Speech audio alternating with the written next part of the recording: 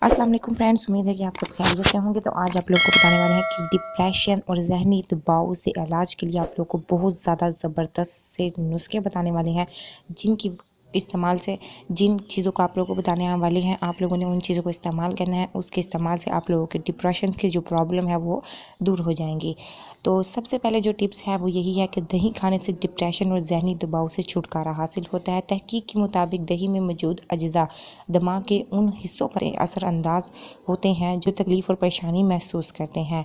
दही की बदौलत तकलीफ़ और परेशानी महसूस करने वाले अज्जा की सलाहियत बेहतर होती है। दही खाने से दिमाग की क़ुव्वत में भी इजाफ़ा होता है।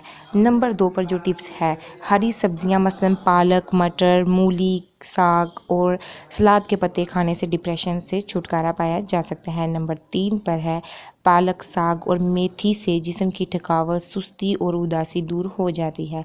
नंबर 4 पर है, हरी सब्जियों के इस्तेमाल से डिप्रेशन के मर्ज़ में 50% तक कमी लाई जा सकती है। और नंबर 5 पर है, हरी सब्जियां विटामिन बी हासिल करने का बेहतरीन ज़रिया है। उसके बाद आता है नंबर 6 पर लास्ट जो टिप्स आप लोगों को बता रहे हैं डिप्रेशन से निजात और पुरसुकून नींद के लिए। 2 चम्मच खसखस लें, उसे मखमल के कपड़े में किसी बारीक कपड़े में डालकर गिरा लगा लें। अब 1 गिलास या बड़ा मग तेज़ गर्म दूध खौलता हुआ ले लें।